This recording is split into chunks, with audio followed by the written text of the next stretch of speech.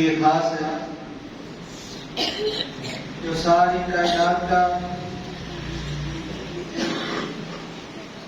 اکیلا بنانے والا، اکیلا نظام چلانے والا اللہ وحدہ لا شریک ہے۔ اس کی ذات کے اندر، صفات کے اندر، اسماء گرامی کے اندر کوئی بھی اس کا شریک نہیں۔ درود و سلام امام الانبیاء، امام الحرمین، سید الثقلین، شفیع المسلمین، رحمت للعالمین، امامنا فی الدنیا، امامنا فی الآخرہ، امامنا فی الجنہ، میرے اور آپ کے پیارے نبی، پیارے رسول جناب محمد مصطفیٰ صلی اللہ علیہ وآلہ وسلم کی ذات گرامی پر سامعین حضرات، تیسرا اسلامی مہینہ ربیع الاول جاری ہے۔ آج اس کی 17 تاریخ ہے۔ اللہ تعالیٰ نے اپنے بندوں کی رہنمائی کے لیے اس کائنات کے اندر کئی انبیاء کرام کو مبعوث فرمایا۔ کسی نبی اور پیغمبر کے زندگی کے سارے لمحات ہمارے پاس محفوظ نہیں ہیں۔ آدم علیہ السلام کی زندگی کے لمحات کا ہمیں اتنا ہی علم ہے جتنا قرآن و حدیث کے اندر آیا ہے۔ انہوں نے 1000 سال عمر پائی، لیکن 1000 سال کی تفصیل وہ ساری کی ساری نہیں آئی۔ نوح علیہ السلام نے کافی ساری عمر پائی، 950 سال تو ان کی تبلیغ کی عمر ہے، لیکن ہمیں ان کے متعلق اتنا ہی علم ہے جتنا قرآن کے اندر آیا، جتنا صاحب قرآن کی زبان کے اوپر آیا۔ ابراہیم علیہ السلام ہے، موسیٰ علیہ السلام ہے، عیسیٰ علیہ السلام ہے۔ ان کے علاوہ جتنے بھی پیغمبر اللہ تعالیٰ نے مبعوث فرمائے، سب کی زندگی کے سارے لمحات ہمارے پاس محفوظ نہیں ہیں۔ جو اللہ تعالیٰ نے ہمیں پیغمبر عطا فرمایا ہے، ہمیں رسول عطا فرمایا ہے، اس کی زندگی کے تمام پہلو ہمارے پاس محفوظ ہیں۔ آپ علیہ السلام نے مکے کے اندر اعلان نبوت سے قبل جو 40 سال کا عرصہ گزارا، وہ بھی ہمارے پاس محفوظ ہے۔ اعلان نبوت کے بعد اللہ کے رسول صلی اللہ علیہ وآلہ وسلم نے جو 13 برس مکے کے اندر گزارے، وہ بھی ہمارے پاس محفوظ ہے۔ پھر آپ علیہ السلام نے مدینے کی طرف ہجرت کی، مدینے کے اندر 10 سال گزارے، وہ بھی ہمارے پاس محفوظ ہے۔ اللہ کے رسول صلی اللہ علیہ وآلہ وسلم کا دنیا میں زندگی گزارنا ہمارے پاس محفوظ۔ آپ علیہ السلام کا دنیا سے جانا، وہ بھی ہمارے پاس محفوظ۔ نبی اکرم صلی اللہ علیہ وآلہ وسلم کو غسل دینے کی باری آئی، وہ بھی ہمارے پاس محفوظ۔ آپ علیہ السلام کو کفن دینے کی باری آئی، وہ بھی ہمارے پاس محفوظ۔ نبی اکرم صلی اللہ علیہ وآلہ وسلم کو کن شخصیات نے قبر میں اتارا، وہ بھی ہمارے پاس محفوظ۔ اور آپ علیہ السلام کی قبر مدینہ منورہ کے اندر ہے، ماں عائشہ صدیقہ رضی اللہ تعالیٰ کے حجرے کے اندر ہے، وہ بھی ہمارے پاس محفوظ ہے۔ تو آپ علیہ السلام کا جو منصب ہے، جو مقام ہے، اس کو پہچانیے۔ گزشتہ خطبہ جمعہ المبارک کے اندر میں نے آپ کے سامنے نبی اکرم صلی اللہ علیہ وآلہ وسلم کی پہچان کا تذکرہ کیا تھا۔ آج بھی اسی حوالے کے ساتھ میں آپ کے سامنے کتاب و سنت کی چند معروضات رکھوں گا۔ اللہ تعالیٰ سے دعا ہے اللہ تعالیٰ مجھے کما حقہ بیان کرنے کی توفیق نصیب فرمائے۔ نبی اکرم صلی اللہ علیہ وآلہ وسلم کا فرمان صحیح مسلم کے اندر آتا ہے، جابر رضی اللہ تعالیٰ سے مروی ہے، اللہ کے رسول صلی اللہ علیہ وآلہ وسلم کو رفع حاجت ہوئی، آپ علیہ الصلوۃ والسلام تشریف لے گئے، لیکن کوئی ایسی چیز نہ ملی جس کی اوڑ کے اندر بیٹھ کر اللہ کے رسول قضائے حاجت کر سکے۔ نبی اکرم صلی اللہ علیہ وآلہ وسلم نے ادھر بھی دیکھا، کوئی چیز نظر نہ آئی، پھر اپنی دوسری جانب دیکھا، کوئی چیز نظر نہ آئی۔ نبی اکرم صلی اللہ علیہ وآلہ وسلم نے دور دیکھا، آپ علیہ الصلوۃ والسلام کو دو درخت نظر آئے۔ اللہ کے رسول صلی اللہ علیہ وآلہ وسلم نے ایک درخت کی شاخ پکڑ کر فرمایا میرے ساتھ اللہ کے حکم کے ساتھ چل۔ وہ درخت اللہ کے رسول کے ساتھ چلنا شروع ہو گیا، ابھی تھوڑا ہی فاصلہ طے کیا تھا، باری آ گئی دوسرے درخت کی۔ نبی اکرم صلی اللہ علیہ وآلہ وسلم نے اس کی بھی شاخ کو پکڑا اور فرمایا میرے ساتھ اللہ کے حکم کے ساتھ چل۔ آپ علیہ الصلوۃ والسلام نے ان دونوں درختوں کی شاخوں کو پکڑا، اپنے ساتھ لے جاتے گئے، جہاں پر آپ علیہ الصلوۃ والسلام نے قضائے حاجت کرنی تھی، وہاں پر اللہ کے رسول صلی اللہ علیہ وآلہ وسلم نے ان دونوں درختوں کی شاخوں کو آپس کے اندر ڈال کر اوٹ بنائی، پردہ بنایا، اور ان کے پیچھے بیٹھ کر اللہ کے رسول صلی اللہ علیہ وآلہ وسلم نے قضائے حاجت کی۔ جابر رضی اللہ تعالیٰ کہتے ہیں جب اللہ کے رسول صلی اللہ علیہ وآلہ وسلم قضائے حاجت سے فارغ ہوئے تو آپ علیہ الصلوۃ والسلام نے فرمایا اللہ کے حکم کے ساتھ علیحدہ علیحدہ ہو جاؤ، اپنی جگہ پر لوٹ جاؤ۔ وہ دونوں درخت جہاں پر ان کا مقام تھا، جہاں پر اللہ کے رسول نے انہیں پکڑا تھا، جہاں سے کہا تھا میرے ساتھ چلو، وہ واپس وہی جگہ پر چلیں گے۔ یہ درخت بھی جانتے ہیں کہ آپ اللہ کے رسول ہیں۔ نبی اکرم صلی اللہ علیہ وآلہ وسلم کا تعارف ان درختوں کو پتہ چل گیا، لیکن آج امت کے لیے لمحہ فکریہ ہے۔ قضائے حاجت کے معاملے کے اندر ہر طرح کی رہنمائی کی ہے ہمارے پیغمبر نے۔ راستے کے اندر قضائے حاجت نہیں کرنی، گھاٹوں کے اوپر قضائے حاجت نہیں کرنی، کسی سایہ دار درخت کے نیچے قضائے حاجت نہیں کرنی۔ لیکن آج ایک طرف پیغمبر علیہ الصلوۃ والسلام کے ساتھ دعویٰ محبت بھی ہے، دعویٰ پیار کا بھی ہے، لیکن نہیں دیکھتے کہ لوگوں کی گزرگاہ ہے، راستہ ہے، جہاں پر قضائے حاجت درپیش ہو جاتی ہے لوگ وہیں بیٹھ جاتے ہیں، نہ کپڑوں کی پرواہ کرتے ہیں، نہ استنجا کرتے ہیں۔ ایسے لوگوں کے لیے لمحہ فکریہ ہے۔ آپ نے کیا اللہ کے رسول کو جانا ہے؟ کیا آپ کو تعارف ہوا ہے؟ ان درختوں سے پوچھو جنہوں نے اللہ کے رسول صلی اللہ علیہ وآلہ وسلم کو جانا، آپ کو پہچانا، اور اسی بات کا تذکرہ اللہ تعالیٰ نے قرآن مقدس کے کئی مقامات پر کیا ہے۔ محمد الرسول اللہ، محمد صلی اللہ علیہ وآلہ وسلم اللہ کے رسول ہیں۔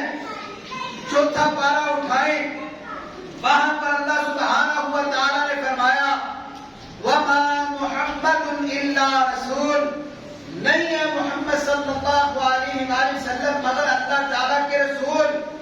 یہ تو درختوں کا معاملہ ہے، بے جان چیزوں میں بھی آپ علیہ الصلوۃ والسلام کو جانا ہے۔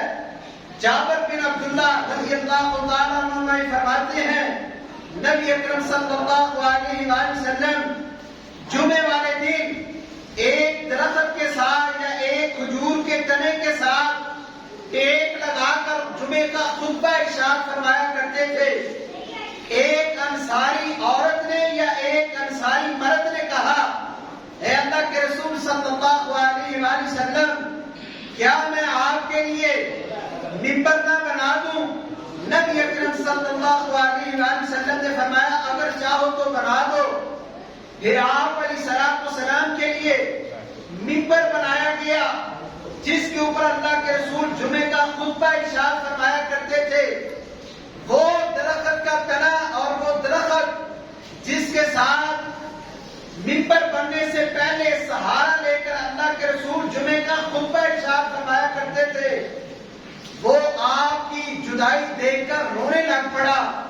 صحابہ کرام کہتے ہیں، ہم نے اس میں سے اس قدر رونے کی آواز کو سنا جس طرح چھوٹا بچہ اپنی ماں کی جدائی کے اندر روتا ہے۔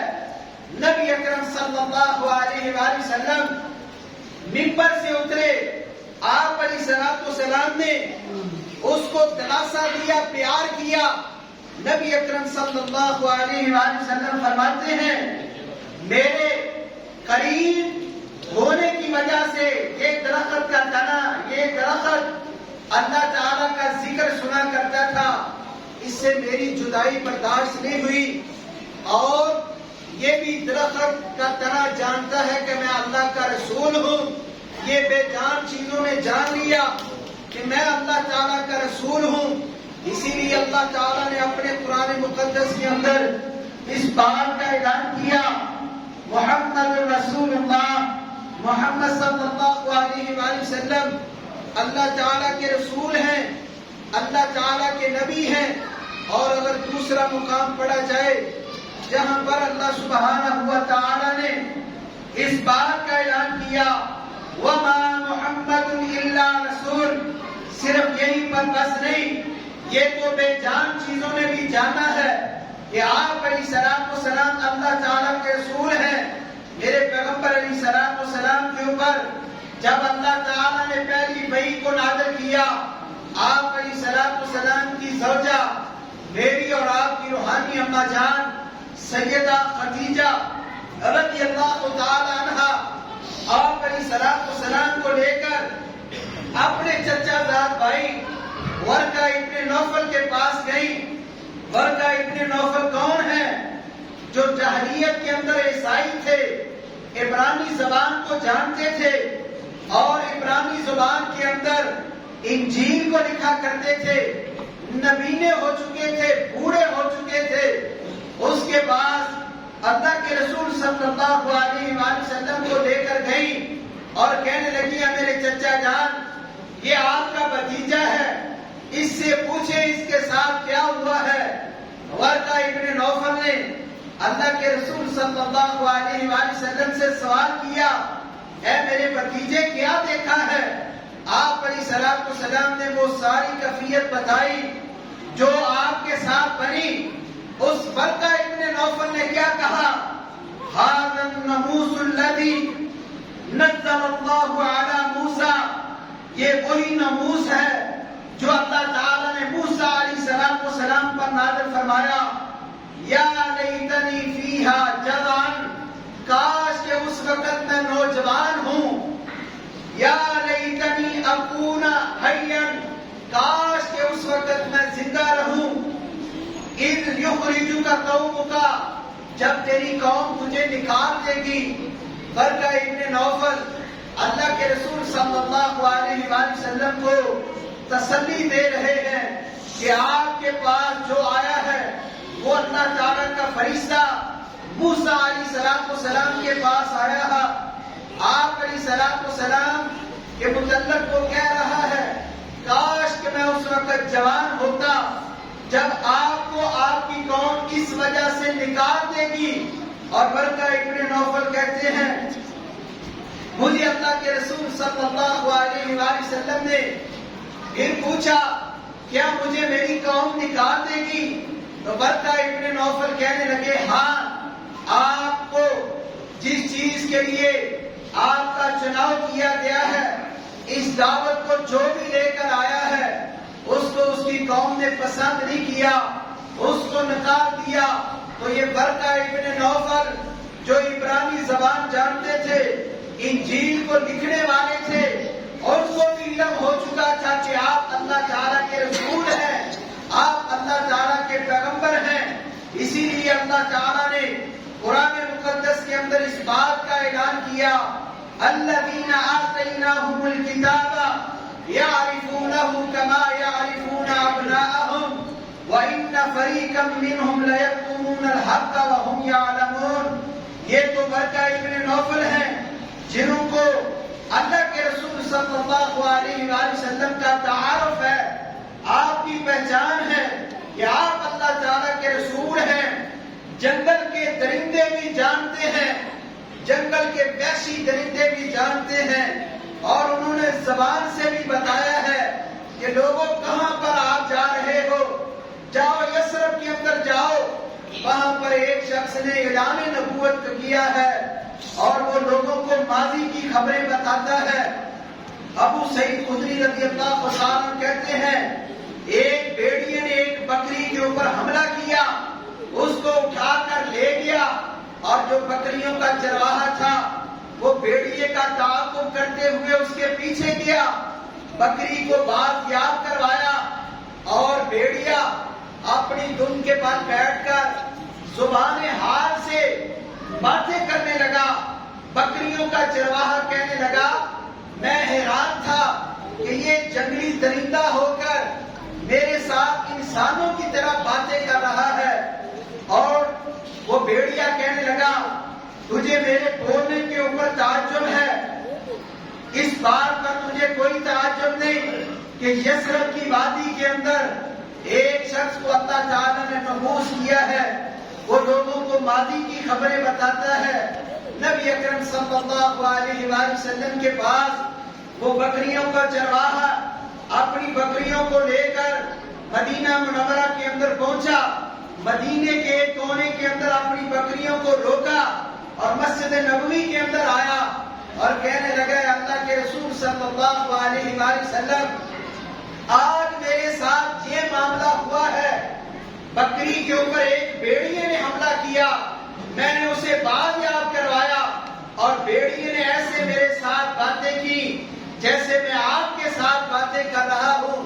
نبی اکرم صلی اللہ علیہ وآلہ وسلم نے اپنے سارے صحابہ کرام کو جمع کیا، اور جب سارے صحابہ کرام جمع ہو گئے، آپ علیہ الصلوۃ والسلام نے اس بکریوں کے چرواہے کو کہا کھڑا ہو جائیں ان کے سامنے، جو تیرے ساتھ آج معاملہ ہوا ہے وہ سارے کا سارا بیان کر، اور صحابہ کرام کے سامنے اس بکریوں کے چرواہے نے اعلان کیا آج میرے ساتھ یہ معاملہ ہوا ہے۔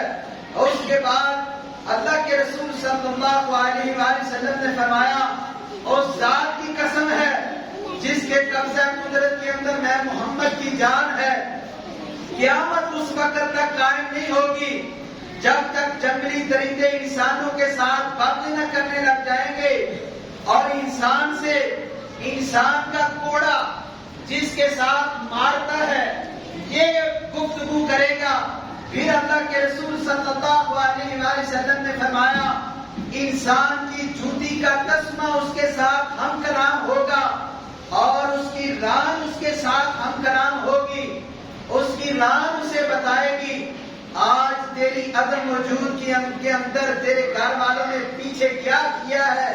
یہ ساری کی ساری باتیں اللہ کے رسول صلی اللہ علیہ وآلہ وسلم نے بتائی ہیں۔ انسان ان باتوں کو تعجب سمجھتا ہے، یہ بے جان چیز کیا بولے گی، لیکن مجھے اللہ کے پاک پیغمبر کی زبان کے اوپر یقین ہے جو آپ علیہ الصلوۃ والسلام نے فرمایا انسان کا کوڑا بولے گا وہ بولے گا، انسان کی ران بولے گی وہ بولے گی، انسان کی جوتی کا تسمہ بولے گا وہ بولے گا۔ اور پھر آپ نے فرمایا انسانوں کے ساتھ جنگلی درندے ہم کلام ہوں گے، اور وہ جنگلی درندہ ہم کلام ہوا بھی، وہ جانتا ہے کہ آپ اللہ کے رسول ہیں، آپ اللہ تعالیٰ کے نبی ہیں۔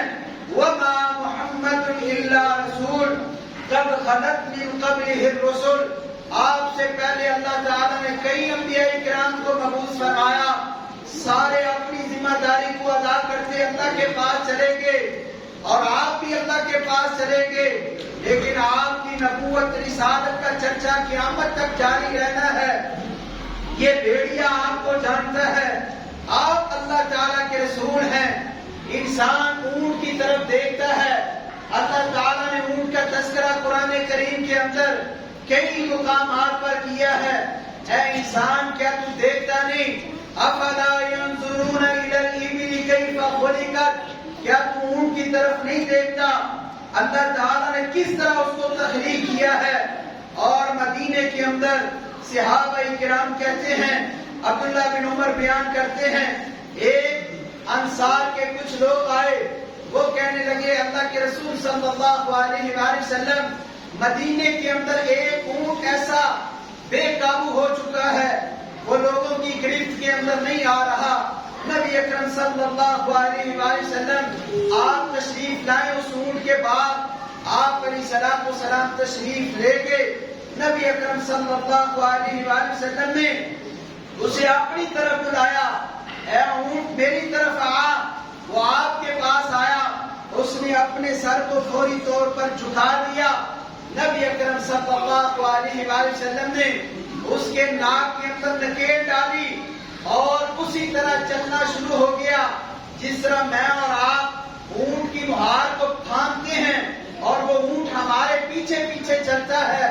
جب اللہ کے رسول نے اس کی ناک کے اندر نکیل ڈالی اور وہ بھی آپ کے ساتھ اپنے سر کو جھکائے ہوئے آپ کے پیچھے پیچھے چل رہا ہے۔ صحابہ کرام نے اس منظر کو دیکھا، ابو بکر صدیق فوری طور پر بولے، اے اللہ کے رسول صلی اللہ علیہ وآلہ وسلم، یہ اونٹ بھی جانتا ہے کہ آپ اللہ تعالیٰ کے رسول ہیں، اس لیے ہماری گرفت کے اندر نہیں آ رہا تھا، آپ نے اسے اپنی طرف بلایا، یہ اپنے سر کو نیچا کر کے آپ کے سامنے جھکا کر اپنے ناک کے اندر اس نے نکیل بھی ڈلوا لی ہے۔ یہ اونٹ کو بھی پہچان ہے کہ آپ اللہ تعالیٰ کے رسول ہیں۔ اے انسان، تجھے کیا ہو گیا؟ تو کیوں نہیں آپ کے منصب کو جانتا؟ آپ کا منصب کائنات کے منصبوں سے سب سے اعلیٰ ہے، کسی کے بس کے اندر نہیں کہ وہ منصب تک پہنچ سکے جو آپ علیہ الصلوۃ والسلام کا منصب ہے، جس منصب کے اوپر اللہ تعالیٰ نے آپ کو فائز کیا ہے۔ کائنات کی ساری دوڑتے لگا کر انسان وہاں تک پہنچنا چاہے نہیں پہنچ سکتا، یہ اللہ تعالیٰ کی عطا ہے۔ یہ میرے پیغمبر علیہ الصلوۃ والسلام کو اونٹ نے بھی جانا، اونٹ بھی پہچانتا ہے کہ آپ اللہ کے رسول ہیں۔ اور ایک اور روایت کے اندر ایک کبے کا ذکر بھی ملتا ہے۔ جابر رضی اللہ تعالیٰ عنہ، ابو امامہ کہتے ہیں، نبی اکرم صلی اللہ علیہ وآلہ وسلم نے اپنے دو موزے منگوائے پہننے کے لیے۔ ابھی ایک موزہ اپنے پاؤں کے اندر ڈالا ہی تھا، ایک کپا آیا، اس نے جلدی سے دوسرا موزہ اٹھایا اور اٹھا کر دور جا کر پھینک دیا، اور اس موزے میں سے ایک سانپ نکلا۔ نبی اکرم صلی اللہ علیہ وآلہ وسلم نے فرمایا، اللہ تعالیٰ نے مجھے اس سے بچا لیا، یہ کبا جانتا ہے آپ اللہ تعالیٰ کے رسول ہیں اور آپ کو موذی چیزوں سے بچایا بھی۔ نبی اکرم صلی اللہ علیہ وآلہ وسلم نے اس موقع پر فرمایا، جو شخص اللہ اور آخرت پر ایمان رکھتا ہے وہ موزے نہ پہنے حتیٰ کہ ان کو اچھی طرح جھاڑ لے۔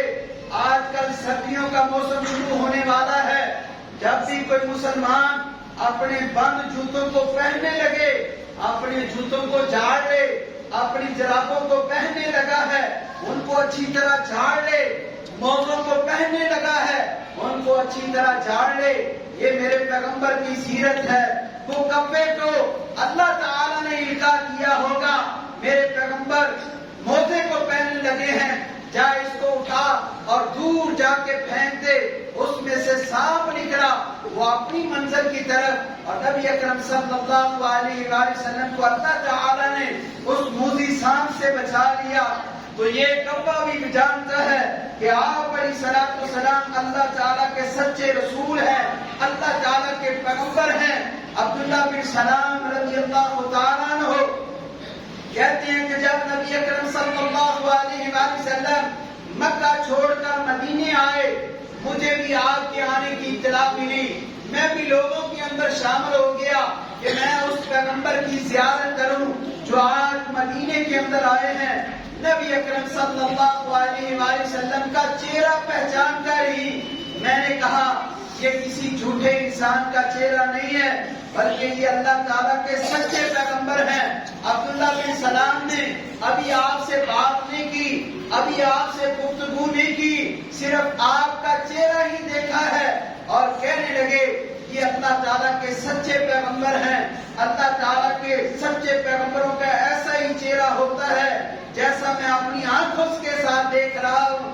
اور پھر انہوں نے وہ بات بھی یاد کیا جب اللہ کے رسول مدینے جا کر پہلا باز کیا، ایھا الناس، اے لوگو افشوا السلام، لوگو سلام کو عام کر دو، واطعموا الطعام، ایک دوسرے کو کھانا کھلایا کرو، وصلوا الارحام، اور ایک دوسرے کے ساتھ صلہ رحمی کیا کرو، اور پھر فرمایا رات کو تہجد کا اہتمام کیا کرو، جب یہ کام کرو گے تدخلوا الجنت بسلام، تم جنت کے اندر سلامتی کے ساتھ داخل ہو جاؤ گے۔